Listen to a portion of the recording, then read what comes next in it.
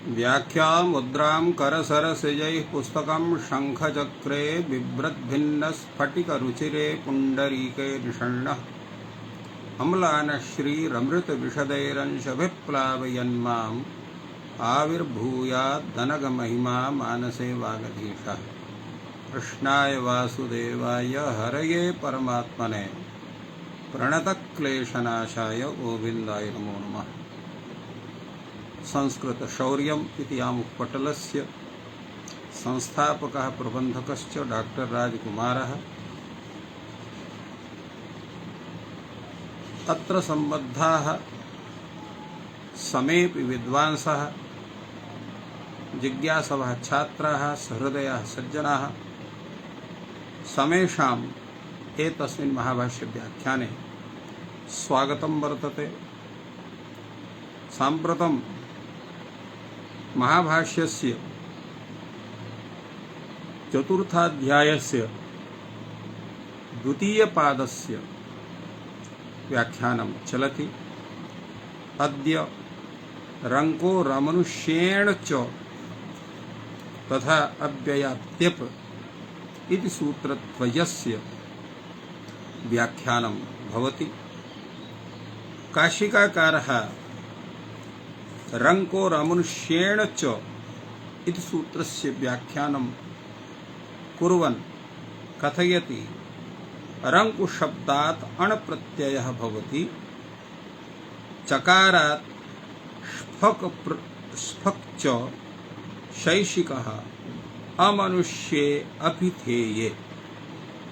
अर्थात रङ्कु शब्दात् अण् प्रत्ययः भवति, चकारात् स्फक् प्रत्ययोऽपि भवति।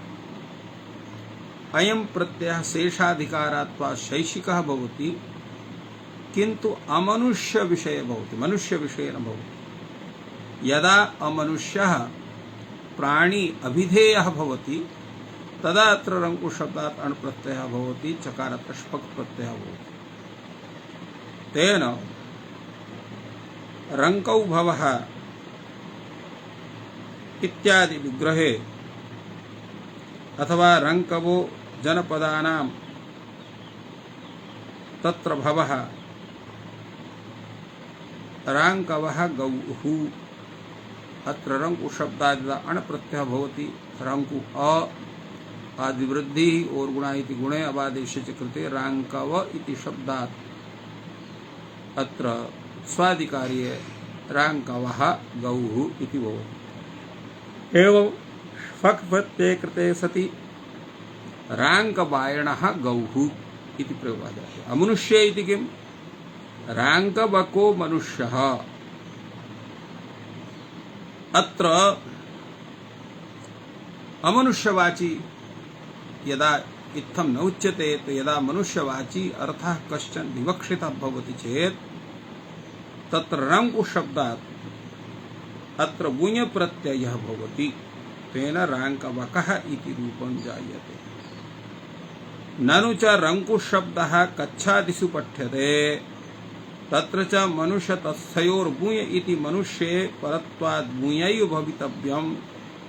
कच्छादि पाठाद् अमनुष्ये अणपि सिद्धः, किमिह मनुष्य प्रतिषेधेन अणग्रहणेन च तदुच्यते नैव अयं मनुष्य प्रतिषेधः किन्तर्हि नैव युक्तन्यायेन मनुष्यसदृशे प्राणिनि प्रतिपत्तिः क्रियते। तेन राङ्कवः कम्बलः इति स्फग् न भवति। अर्थात् अत्र प्रश्नः भवति, यद् भवान् अमनुष्य विषये रङ्कु शब्दात् तत्र अण् प्रत्ययं विदधाति, किन्तु रङ्कु शब्दस्य पाठः कच्छादिगणे वर्तते। तत्र परत्वात् मनुष्य तत्स्थयोर्भूय इति सूत्रेण मनुष्य तत्स्थयोर् इति विषये मनुष्य शब्दात् या मनुष्यवाचिनः शब्दात् अत्र भूय प्रत्ययः भवति। तेन भूय प्रत्ययः अत्र स्यात्। एवं कच्छादिगणे अपि पाठः अमनुष्य विषये वर्तते, तेन अण् अपि प्रत्ययः स्यात्। तेन राङ्कवकः मनुष्यः एवं राङ्कवः गौः एवं प्रयोगः स्वतः सिद्धाः स्युः। तो अत्र रङ्गोरमनुष्येण च इति सूत्रेण अत्र अमनुष्य विषये अणविधानं यद् उच्यते तस्य किं प्रयोजनम् इति प्रश्नः जातः। एतद् विषये काशिकाकारः समादधाति तदुच्यते नैव अयं मनुष्य प्रतिषेधः। अत्र मनुष्यस्य प्रतिषेधः नास्ति, तर्हि किमस्ति? नैव युक्तन्यायेन मनुसरसे प्राणिनि प्रतिपत्तिः क्रियते। अत्र अमनुष्य इत्यत्र पर्युदासः न वर्तते, अतः मनुष्य भिन्नः मनुष्य सदृशः अयः अर्थः वर्तते। अत्र सादृश्यं प्राणित्वेन। तो मनुष्य भिन्ना सदृशः का भवति? कश्चन अन्यः प्राणी भवति मनुष्य भिन्नः। सः मनुष्य भिन्नोऽपि प्राणित्वेन मनुष्य सदृशः वर्तते। अतः अत्र मनुष्य भिन्ने प्राणिनि तस्य अमनुष्य शब्दस्य प्रतिपत्तिर्भवति, ज्ञानं भवति। तेन अन्येषु अर्थेषु तत्र अण् प्रत्ययः यथा राङ्कवः कम्बलः अत्र ष्पक् प्रत्ययः न भवति। एवं रूपेण विशेष विहिते च न स्फका अणा बाधः बाधा मग्नुः विशेष विवक्षितेन स्फक प्रत्ययेन अण् प्रत्ययस्य बाधः न स्यात्। एतदर्थम् अत्र अग्रहणमपि क्रियते। एवं रूपेण काशिका ग्रन्थे एतस्य सूत्रस्य व्याख्या सञ्जाता। भाष्यकारः अत्र विषये किं कथयति वयं तावत् विचारयामः। भाष्यकारः कथयति अमनुष्य इति किमर्थम्? प्रथमः एव प्रश्नः जायते, अत्र अमनुष्य ग्रहणस्य का आवश्यकता? उच्यते राङ्गवको मनुष्यः। अत्र राङ्गवकः मनुष्यः अराङ्गवकः इति रूपं स्यात्। राङ्कवो मनुष्यः राङ्कवायनो मनुष्यः इति रूपं न स्यात्। एतदर्थम् अत्र अमनुष्य इति ग्रहणं कृतं वर्तते। यतो हि अत्र किं भवति? अत्र सूत्रे अत्र मनुस्तस्थयोर्भूय अत्र भूय प्रत्ययस्य विधानं जायते। तेन भूय प्रत्ययः अत्र भवति, तेन राङ्गवको मनुष्यः इति रूपं जायते। अत्र विषये काश्चित्र वृत्तिकारः वार्तिककारः कथयति रङ्कोरमनुष्यग्रहणानर्थक्यं मनुष्य तत्सयोर्भूय विधानात्। रङ्कोरमनुष्यग्रहणम् अनर्थकं वर्तते। किं कारणं? मनुष्य तस्थयोर्भूय विधानात्। अत्र मनुष्य तत्सयोर्भूय भवति, अतः मनुष्य भिन्ने विषये एव अत्र स्वतः स्यात्। किमर्थम् अत्र मनुष्यग्रहणस्य प्रयोजनम्? अयं मनुष्यस्थश्च भूय विधीयते, सबाधकः भविष्यति मनुष्य विषये। तो भूय तत्र स्वयमेव बाधित्वा अत्र भूय प्रत्ययः स्यात्, तत्र मनुष्यग्रहणस्य न कापि आवश्यकता। एवं रूपेण अत्र भाष्यकृता प्रतिपादितम्।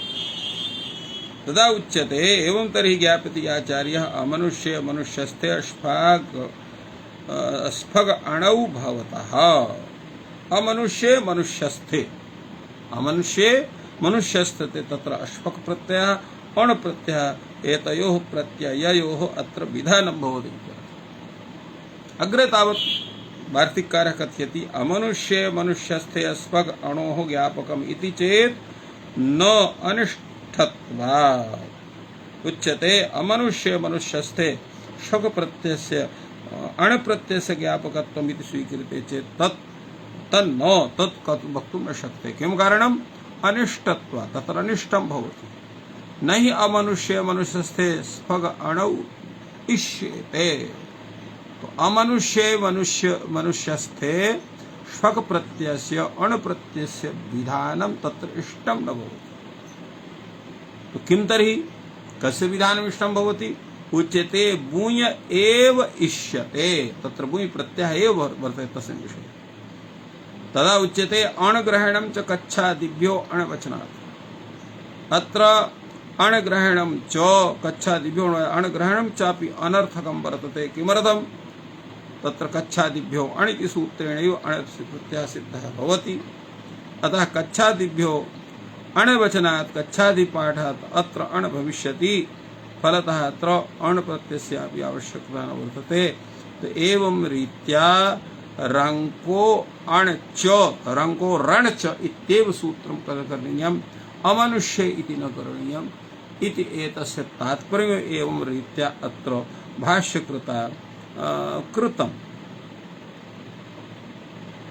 अत्र एतस्मिन् विषये कश्चन विचारः प्रदीपकारस्य उद्योतग्रन्थस्य च वर्तते।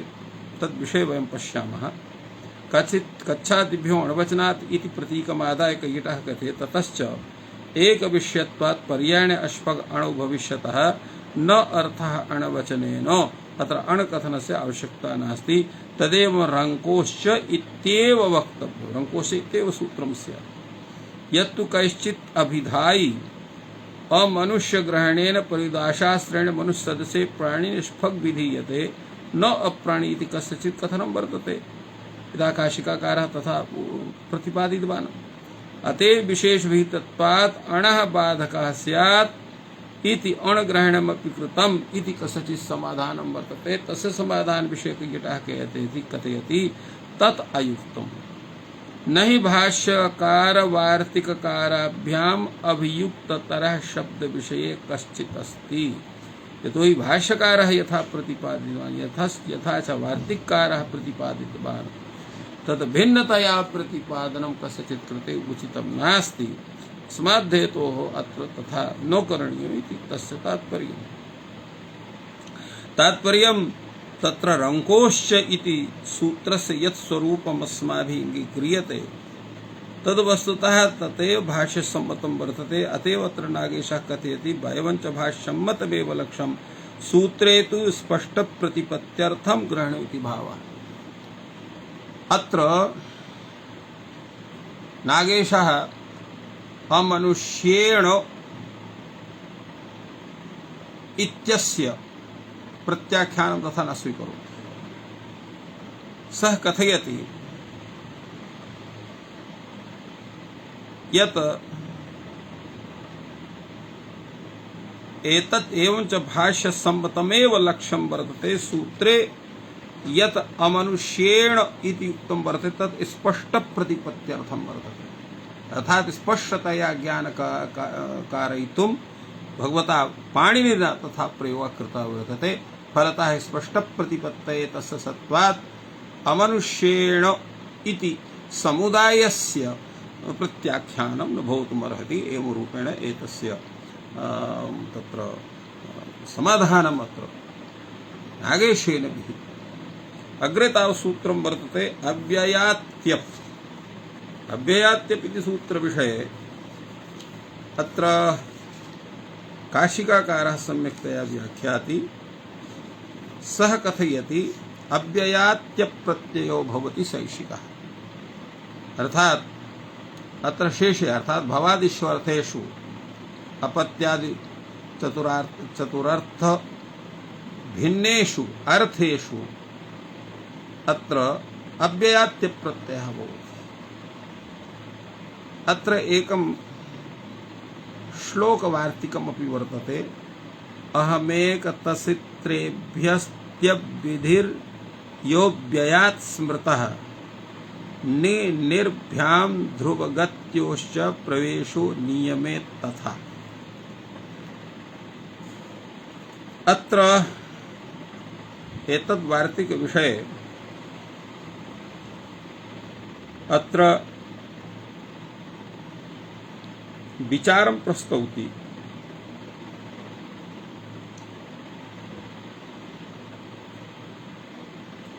अत्र हरदत्तः सः कथयति यः अव्ययात् त्यविहितः सः अमादिभ्यो एव स्मृतः।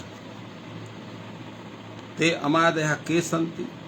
तदा उच्यते अम इह क्व तस् इत्र एतेभ्यः त्यविधिः। यः अव्ययात् त्यविधिः स्मृतः सः अम इह क्व तस् इत्र इत्यत्र भवति।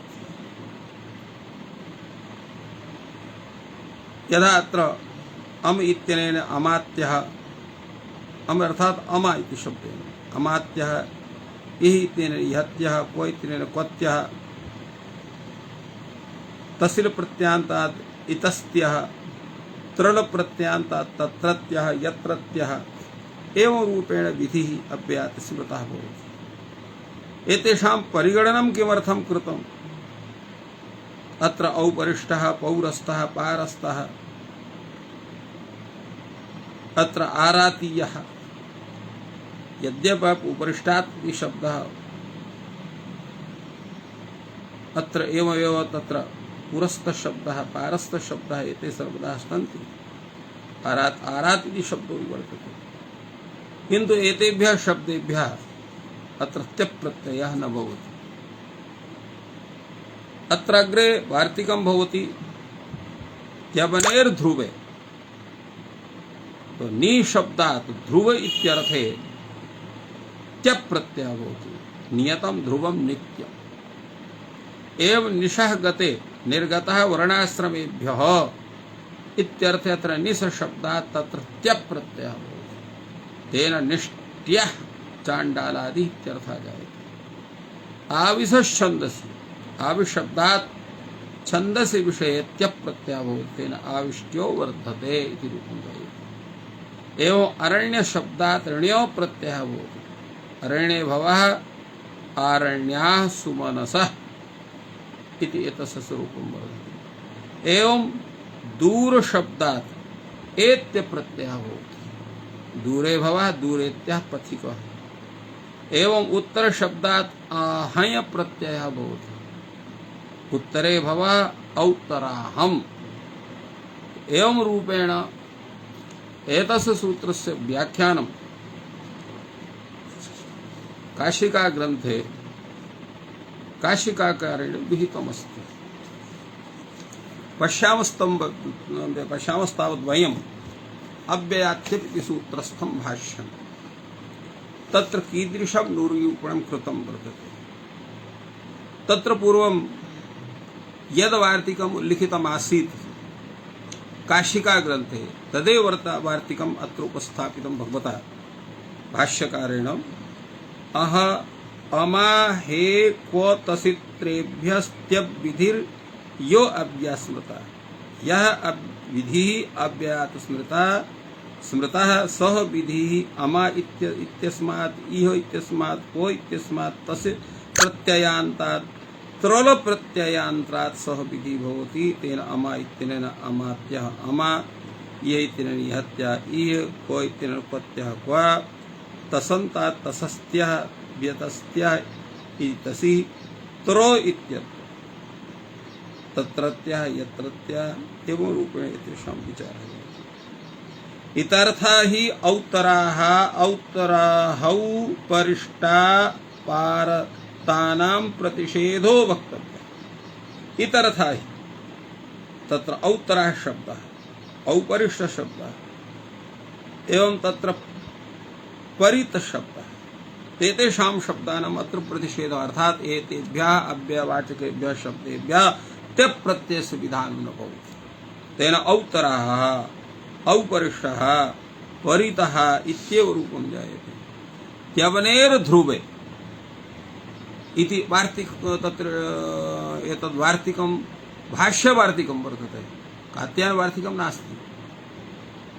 त्यवनेर् ध्रुवे अर्थात ध्रुवार्थे नि शब्दात् त्यप् प्रत्ययः भवति, तेन नित्यः इति रूपं जायते। एवं गति विषये तत्र निश उपसर्गात् तत्र त्यप् प्रत्ययः भवति, तेन निष्ट्यः इति रूपं जायते। एवं अरण्यात् अरण्य शब्दादपि तत्र णो प्रत्ययः भवति, अरण्याणः इति वार्तिकं तत्र भाष्यवार्तिकं वर्तते। अरण्याः आरण्याः सुमनसः।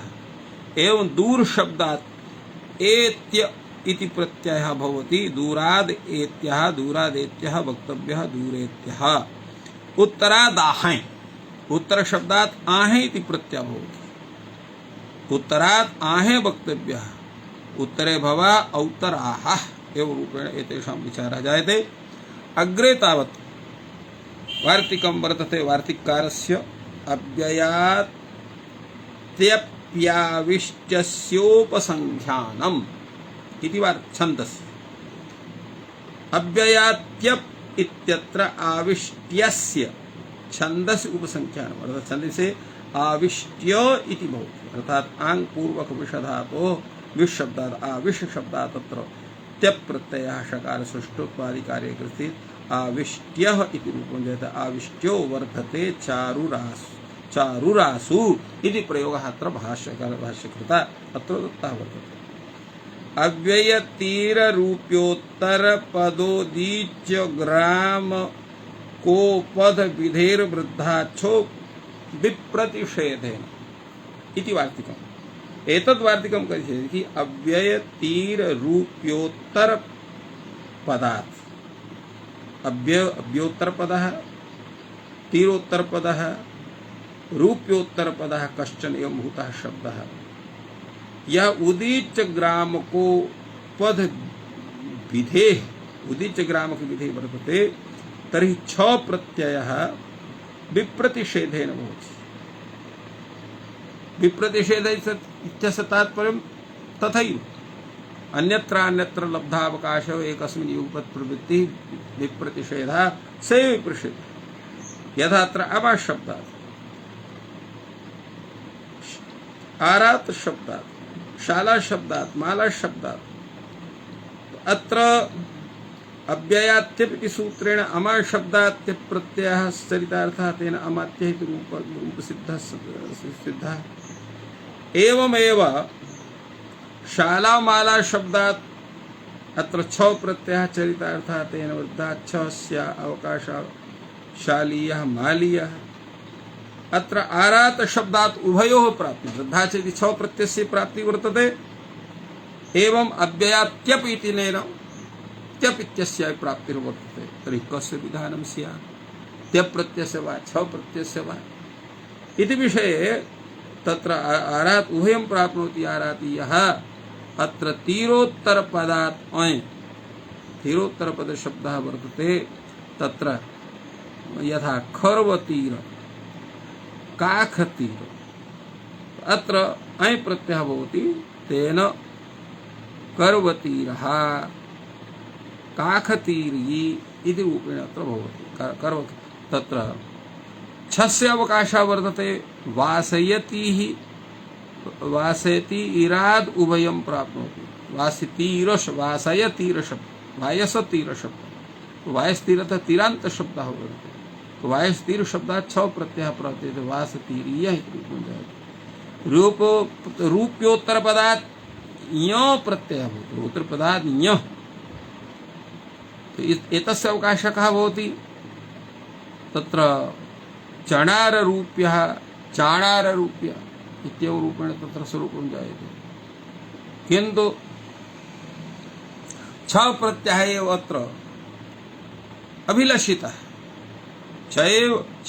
छस्य स एव तेन माणिरूप्यात् उभयं प्राप्नोति। माणिरूप्य शब्दात् तत्र छ प्रत्ययस्य विधानं भवति त्यप् प्रत्ययस्य विधानं भवति। तो तं चापि छं परत्वात् उपधा लक्षणः भूय बाधते तेन माणिरूप्यकः भवति।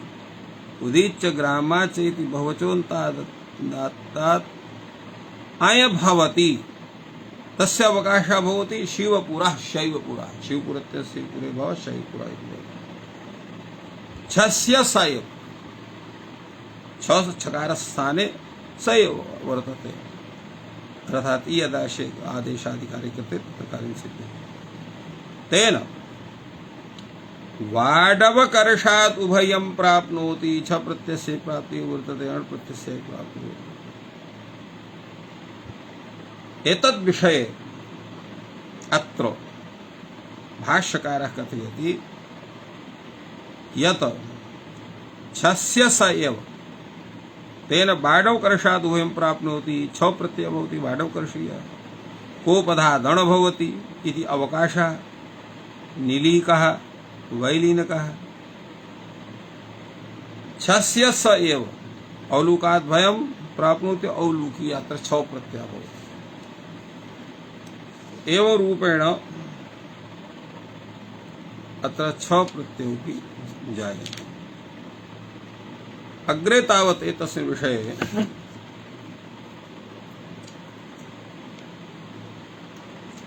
वार्तिककारः कथयति यत् तेभ्यष्ठै ठौ अर्थात ते अभ्यस्त्यवादिभ्यः तेभ्यः त्यवादिभ्यः अर्थात तेभ्यः त्यवादि प्रत्ययेभ्यः अत्र ठञ् इठौ भवतः विप्रतिषेधे अर्थात त्यादिभ्यः विप्रतिषेधेन ठञ् प्रत्ययस्य इठ प्रत्ययस्य विधानं भवति। अव्ययात्यभ्यवति इत्यस्य अवकाशः अमात्याः ठञ्योः अवकाशः भवति कारन्तविकी कारान्तविक्या एवं रूपेण अनयोः अवकाशः भवति। कारान्तविकी इति ठञ् इत्यस्य कारान्तविका इति इठ इत्यस्य उदाहरणमत्र जायते। एवं आरात नाम बाहिक ग्रामः आरात शब्दः बाहिक ग्रामस्य वाचकः वर्तते। तस्मात् ठञ् प्रत्ययस्य इठ प्रत्ययस्य उभयोः प्राप्तिः भवति। तत्र ठञ् प्रत्ययस्य ते आरित्की इति रूपं जायते इठ प्रत्ययस्य आरात्का इति रूपं जायते। ठस्य का अत्र ईशुस्तान्तात्को इति सूत्रेण अत्र तान्तात्परस्य ठस्य अत्र को इति आदेशः भवति। तेन आरात्की आरात्का इति रूपं जायते। तीरोत्तर पदात् आय भवति इत्यस्य अवकाशः करवीर तीरः कारव कारव तीरी तीरोत्तर पदात् अय प्रत्ययस्य विधानं जायते। यथा करवीर तीरः एवं रूपेण अत्र प्रतीयते। तो तीरोत्तर पदात् अय प्रत्ययस्य अवकाशः करवीर करवतीर कारवतीरी इति उदाहरणद्वयम् अत्र जातं वर्तते। ठञ् इठयोः स एव ठञ् इठयोः तत्र स एव भवति। तेन कास्तीरो नाम वाहिकग्रामः तद्वयं प्राप्नोति। तो अत्र करवीरतीर इति शब्दः तीरोत्तरपदकः भवति। तेन अत्र अय् प्रत्ययः भवति। तेन कारवीरतरा इति जायते। स्त्रीत्वविवक्षायाम् अत्र एतस्य विषये तत्र ठञ् प्रत्ययान्तः यदा भवति तदा तत्र ङि प्रत्ययस्य कारवतीरी इति रूपं जायते। क्षम्यतां तत्र अय् प्रत्ययः भवति। तेन अय् प्रत्ययः स्त्रीत्वविवक्षायां कारवतीरी इति भवति। ठञ् इठयोः स एव कास्तीरो नाम बाहिग्राम तस्मात् उभयं प्राप्नोति। कास्तीरिकी कास्तीरिका रूपोत्पदपदात् यः भवति तस्य अवकाशः भवति। चणाररूप्यः चाणाररूप्या एवं रूपेण पुल्लिङ्गे चणाररूप्यः एवं तत्र स्त्रीलिङ्गे चाणाररूप्या। ठञ् इठयोः स एव तत्र दास रूप्यं नाम बाहिग्राम तस्मात् उभयं प्राप्नोति। तौ चापि ठञ् इठौ परत्वात् योपद लक्षणः भूय बाधते दाशरूप्यकः। किं तात्पर्यम् एतस्य? अत्रोच्यते यत् रूप्योत्तर पदात् यः एवं भूतः शब्दः यस्य उत्तरपदं रूप्य इति वर्तते। तो रूप्योत्तर पदात् तत्र यो प्रत्ययः भवति। तेन चणाररूप्ये भवः चाणाररूप्या भवा चाणाररूप्या एवं रूपेण भवति। ठञ् इठयोः स एव ठञ् प्रत्ययविषये इठ प्रत्ययविषये तथैव भवति। यथा दासरूप्यं नाम वाहिकग्रामः तस्मात् उभयं प्राप्नोति। तौ चापि ठञ् इठौ परत्वाद् योपध लक्षणः भूय बाधते तदा दासरूप्यकः इति भवति। उदीच्याच्च ग्रामाच्च उदीच्य ग्रामाच्च बहुवचः अन्तोदात्तात् अय भवति अस्यावकाशः शिवपुरः शैवपुरः। अर्थात अत्र किं वर्तते, उदीच्य ग्रामाच्च उदीच्य ग्रामवाची यह शब्द है। सा कथं भूता है, बहुवचः, तत्र अनेके अजवर्णाः सन्ति। पुनः कथं भूतः वर्तते, अन्तोदात्तः वर्तते, तस्मात् अय प्रत्ययः भवति इति एव रूपेण एतस्य अर्थः। तस्य अवकाशः भवति शिवपुरः। तो शिवपरः तत्र वासस्थानं यस्य सः शैवपुरः, अत्र अण् प्रत्ययः भवति, एवं तत्र अय प्रत्ययः भवति, एवं तत्र व्याख्यानं तथा जातम्। ठञ् स एव शाकलं नाम बाहिग्रह तस्मात् उभयं प्राप्नोति। शाकलिकी शाकलिका, यदा ठञ् प्रत्ययः तदा शाकलिकी, यदा इठ प्रत्ययः तदा हरिकी। एवं रूपेण एतस्य वार्तिकस्य व्याख्यानं जातम्। अग्रे तावद् वर्तते ठञ् इठयोः स एव, ठञ् प्रत्ययान्तात् इठ प्रत्ययान्तात् स एव भवति। शाकलं नाम बाहिग्रह तस्मात् उभयं प्राप्नोति। यदा ठञ् प्रत्ययः तदा शाकलिकी, यदा इठ प्रत्ययः तदा शाकलिका इति रूपद्वयस्य स्वरूपं सिद्ध्यति। अग्रे तावत् भाष्यग्रन्थः वर्तते कोपधात् अण् भवति इत्यस्य अवकाशः नीलीनकः नैलीनकः। यः कोपध शब्दः वर्तते, बुधायां क वर्तते, एवं भूतः यः शब्दः, तस्मात् तत्र किं भवति, अण् प्रत्ययः भवति। यदा अत्र नीलीलक नीलीनक इति शब्दः, तो नीलीनके भवः इति विषये अत्र किं भवति, नीलीन शब्दात् अत्र भूय प्रत्ययः भवति। तेन भूय प्रत्यय कृते नैलीनकः भवति।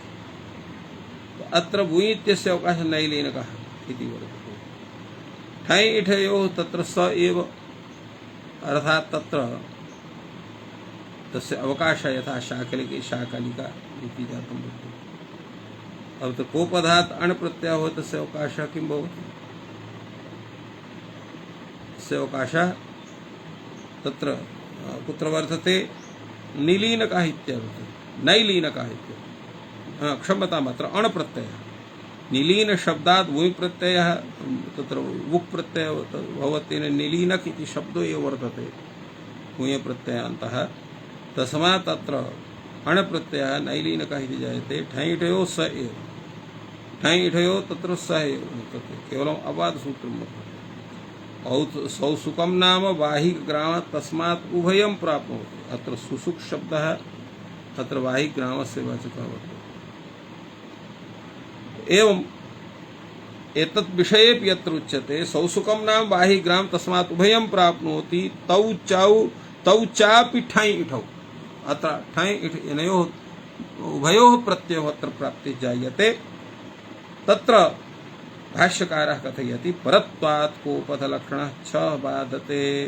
परत्वात् कोपधलक्षणः, अत्र छ प्रत्यय कोपधलक्षणः छ तत्र बाधकः भवति। तेन अत्र छ प्रत्यय कृते सौसुकीयः इत्येव रूपं जायते। तो इत्थम् एतद् विषये अत्र भाष्यकारः प्रतिपादितवान्। अग्रे तावत् भाष्यकारः कथयति न वा ठञ्यादीनां छापादत्वात् तद्विषये चाभावादितरेषाम्। न वा अर्थः विप्रतिषेधः, अर्थात् विप्रतिषेधेन यः विषयः भवता प्रतिपादितः तत्र तस्य विप्रतिषेधार्थे एतस्य सूत्रस्य प्रयोजनं तथा नास्ति। किं कारणं, ठञ्यादीनां छापवादत्वात्। यतो हि अत्र ठञ् इठ एते प्रत्ययाः ये सन्ति ते छ प्रत्ययस्य अपवादाः वर्तन्ते। स्वयमेव छ प्रत्यय अपवादत्वात् प्रवादेते भविष्यन्ति, तत्र न कश्चन दोषः। एते ठञ्यादयः छ प्रत्ययस्य अपवादाः वर्तन्ते, अतः तद्विषये च अभावात्। तद्विषये अर्थात् तत्र ठञ् इठ इत्यादि प्रत्यय विषये छो इत्यस्य आवश्यकता न भवति अस्मात् हेतोः तत्र च अभावात् इतरेषाम् इति विचारः अत्र सञ्जातः। तद्विषये नाम छो विषये त्यवादीनाम् अभावः, छो विषये त्यवादीनाम् अत्र अभावः भवति। एतद्विषये कैयटः कथयति यदुक्तं तेभ्यश्च इठौ इति तन्निराकरोति अव्ययादिलक्षणानां प्रत्ययानां परत्वात् छेन बाधितानां छापवादैः ठयादिभिः उत्कृष्टबलैः से संप्रसारण नास्ति। अत्र ठञ् प्रत्यय इति प्रत्ययः तत्र भविष्यन्ति, किन्तु तत्र किमस्ति यत्तद्विषये च अभावात्, तद्विषये तेषां तत्र अभावः भवति, येन किमपि तत्र भिन्नम् अत्र आचरणं नैव भवितुमर्हति इति भाष्यस्य तात्पर्यम्। अतएव अत्रुक्तः तद्विषये अर्थात् छो विषये त्यवादीनाम् अभावः, छो विषये त्यवादि प्रत्ययाः न भवन्ति इत्यर्थः। अग्रे तावत् वार्तिक ग्रन्थः वर्तते। कः वार्तिक ग्रन्थः? कोपधाद् अणः पुनर्वचनम् अन्यनिवृत्त्यर्थम्। यद्यपि कोपधाद् अण् अत्र प्राप्तः आसीत्, पुनः अत्र यः अत्र सूत्र विशेषः कृतः वर्तते तेन ज्ञायते यत् पुनर्वचनम् अन्यनिवृत्त्यर्थं वर्तते। तदेव भाष्यकारः एतद् वार्तिकं व्याचक्षाणः कथयति अयं चापि अयुक्तः विपरीतच्छेदः यः अयं कोपधादणः छस्य च इति विपरीतच्छेदः वर्तते। तर्हि कः विशेषणत्वेन वर्तते तदा उच्यते कोपधादणः पुनर्वचनम् अन्यनिवृत्त्यर्थम् अयं चापि अयुक्तः विपरीतच्छेदः यूयं कोपधादणः छस्य च। किं कारणं? कोपधादणः पुनर्वचनम् अन्यनिवृत्त्यर्थम्। कोपधात् अणः पुनः वचनम् अन्यनिवृत्त्यर्थं वर्तते यतो हि सिद्धोऽत्र अण् उपसर्गेणैव, उपसर्गेणैव अत्र अण् प्रत्ययः सिद्धः। तस्य पुनर्वचनं वचने एतत् प्रयोजनं, तत् पुनः वचने एतत् प्रयोजनं वर्तते ये अन्ये तद अपवादाः प्राप्नुवन्ति तद बाधनार्थं, ये अन्ये अपवादाः प्राप्नुवन्ति तेषां बाधनार्थम् अत्र एतस्य प्रयोगः कृतः वर्तते। कोपधादणः पुनर्वचनम् अन्यनिवृत्त्यर्थं सिद्धः अत्र अण् उत्सर्गेण, उत्सर्गेण सामान्येन नियमेन तत्र अण् सिद्धः। तस्य पुनर्वचने एतत् पुनर्वचनं किमर्थं? तत्र प्रयोजनमस्ति ये अन्ये तत् अपवादाः प्राप्नुवन्ति तद् बाधनार्थं, ये अन्ये अपवादाः समागताः तेषामपि बाधः स्वयमेव स्यात् इति तत्र स्वरूपं वर्तते। एवं अग्रे तावत् भाष्यकारः कथयति यत् कोपधादणः पुनर्वचनम् अन्यनिवृत्त्यर्थं सिद्धः अत्र अण् उत्सर्गेणैव तस्य पुनः वचने एतत् प्रयोजनं ये अन्ये तदपवादाः प्राप्नुवन्ति तद्बाधनार्थं ये अन्ये अपवादाः प्राप्नुवन्ति तेषां बाधः स्यात्। कथं बाधः स्यात्? स यथैव तद अपवादम् अयं बाधते। स यथा तत्र तदपवादम् अयः बाधते, तदपवादनार्थम् अणपवादम् यथा अयं बाधते तथैव छ प्रत्ययमपि बाधेत। एतदर्थम् अत्र कोपधादणः पुनर्वचनम् अन्यनिवृत्त्यर्थम् इति कथनं चरितार्थं भवति। अग्रे तावत् वार्तिककारः तस्माद् अन्तोदात्ते कोपध प्रतिषेधः, अर्थात् अन्तोदात्ते कर्तव्ये कोपधात् अयः प्रतिषेधः वक्तव्यः। कोपधा शब्दात् प्रातिपदिकात् अय प्रत्ययस्य प्रतिषेधः, तत्र अय प्रत्ययः न भवति। प्रश्नः भवति अयं यः प्रतिषेधः अधुना कथितः वर्तते स वक्तव्यो वा? भाष्यकारः कथयति न वक्तव्यः। तर्हि कथं तत्र समाधानं स्यात्? उच्यते मध्ये अपवादाः पूर्वान् विधीन् बाधन्ते इत्येवं कोपधादण् अयं बाधिष्यते छो न बाधिष्यते। अर्थात मध्ये अपवादाः पूर्वान् विधीन् बाधन्ते नोत्तरान् इति एषा परिभाषा जायते। तेन अत्र पूर्व विधित्वेन कस्य ग्रहणं भवति? कोपध अणः ग्रहणं भवति। तेन पूर्वान् विधीन् कोपध अण प्रवृत्तीन् बाधते अयम न बाधिष्यते, अय प्रत्यय से बाधनम न भवति। छम न बाधिष्यते, क्षमता तत्र इत्येवं कोधादण अयम बाधिष्यते, कोधादण तत्र अय प्रत्यय से बाधनम करिष्यति, छ प्रत्यय से बाधनम न करिष्यति इति भाष्यस्य तात्पर्यमायः। अग्रे तावत् अन्यद् वार्तिकं भवति छादेर देशे कालाठ्ठे, छात छकार और देशे ठय कालाठ्ठे इत्येवं इत्येतद् भवति विप्रतिषेधः। छ प्रत्यय विषय और देशे ठय इति ठय प्रत्यय कालाठ्ठे इति ठय प्रत्यय इत्येतद् भवति, कथं भवति विप्रतिषेधः। छ इत्यस्य अवकाशः भवति शालीयः मालीयः, और देशे ठय भवति इत्यस्य अवकाशः भवति तत्र निशाः कर्षुर्नाम देशः, तत्र भवः तत्र नैषाः कर्षुकः इति रूपं जायते। अत्र ठय इत्यस्थाने ठ ठकारस्य स्थाने किं भवति? तो अत्र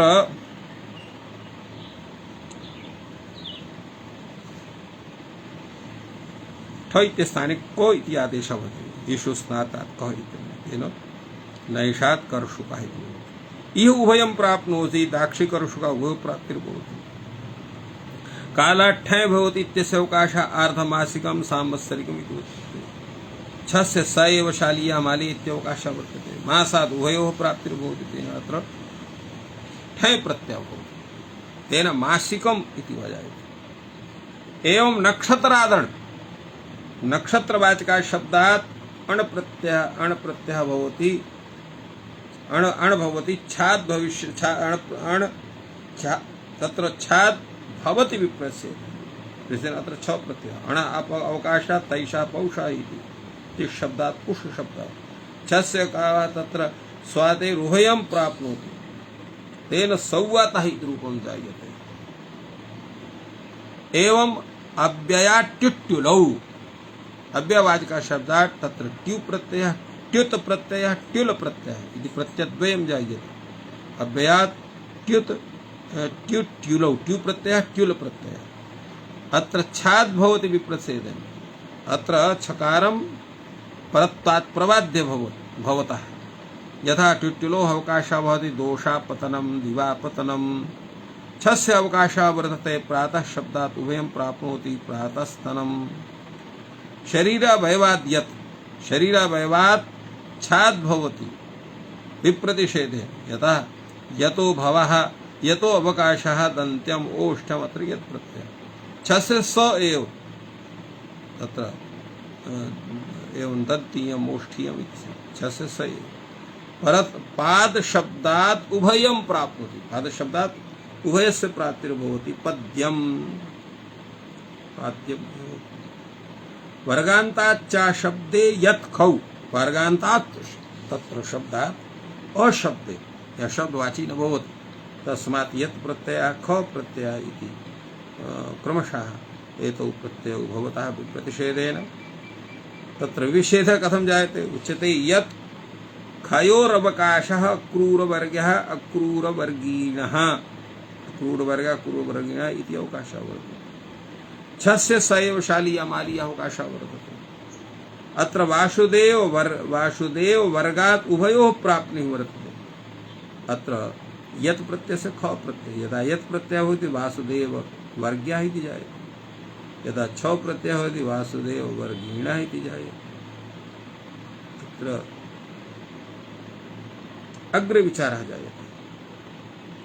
उच्यते बहुवचोन्तादाठ्ठञ्, अत्र बहुवचोन्तादाठ्ठञ् इति अत्र सूत्रं वर्तते।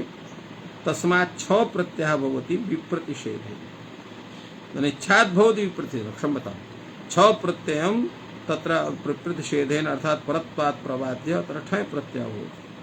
ठयः अवकाशः वर्तते नातानितिकः इति। छस्य अवकाशः शालीयः मालीयः। सामस्त शब्दात् उभयं प्राप्नोति, यत् सामस्त शब्दात् उभयो प्राप्ति, ठैक् प्रत्ययस्य इठैक् प्रत्ययस्य ठक् इति प्रत्ययस्य। तेन यदा अत्र ठक् प्रत्ययः विधीयते तर्हि सामस्तिकः इति रूपं जायते। एवं आयस्थानेभ्यः ठक्, आयस्थानवाचिनः शब्दात् अत्र ठक् प्रत्ययः भवति। छ प्रत्ययं विप्रच्छेदेन प्रबाधितः। आयस्थानेभ्यः ठक् भवति, ठक् छात् भवति, अर्थात् छ प्रत्ययस्य अनन्तरं भवति। विप्रतिषेधेन ठकः अवकाशः शौल्बिकं गौबिकं छस्य स एव तेन आपणात् उभयं प्राप्नोति। आपण शब्दात् उभयो प्राप्नोति। तेन किं जायते? अत्र गो शौकिल्कं गौ शौल्किकं शौल्किकं गौल्मिकं एवं रूपेण तत् व्यवहारः भविष्यति। एवं अग्रे तावत् विचारः भवति आपणात् उभयं प्राप्नोति। आपण शब्दात् उभयो अर्थात् ठञ् प्रत्ययस्यापि प्राप्तिर्वर्तते, छ प्रत्ययस्य ठक् प्रत्ययस्य छ प्रत्ययस्य प्राप्तिर्वर्तते। आपणिकम् इति भवति। विद्यायोनि सम्बन्धेभ्यो भूयि विद्यावाचिनः शब्दाः सन्ति, योनिवाचिनः शब्दाः सन्ति, तेभ्यः भूयि प्रत्ययः भवति। तेन गुपः अवकाशः औपाध्यायनम् एते शब्दाः अत्र सिद्ध्यन्ते। तो औपाध्यायकमत्र भूमि प्रत्ययः, पैतामहकमत्रापि भूमि प्रत्ययः। छस्य स एव, छस्य तत्र शालिया मारिया इत्येव उदाहरणं वर्तते। इह उभयं प्राप्नोति। आचार्यकं मातुलकम् अत्र विद्यावाची तत्र योनिवंशी शब्दः भवति, मातुलशब्दः विद्यावाची शब्दः भवति, आचार्यशब्दः। अतः उभाभ्यामपि शब्दाभ्याम् अत्र भूय प्रत्ययः स्यात्। ऋतष्ठञ् छात् भवति विप्रतिषेधे। अत्र छ प्रत्ययः विप्रतिषेधात् भवति। तेन ऋतष्ठन् छ प्रत्ययः भवति। तो एवं अत्र विचारः एतस्य सूत्रस्य विषये, एतस्य वार्तिकस्य अत्र विचारः जातः। एवं प्राप्नोति आचार्यकं मातुलकं तर्हि परत्वात् तत्र किं करणीयं भवति न वा भवति, एतस्मिन् विषये अस्माभिः विचारणीयं। यतोहि अत्र विषयः अधिकः वर्तते, अतः अत्रैव विरम्यते। अवशिष्टांशस्य तत्र आगामिनि दिने अत्र विचारः भविष्यति। अत्रैव विरम्यते। सर्वेभ्यो नमः। जयतु संस्कृतं, जयतु भारतम्।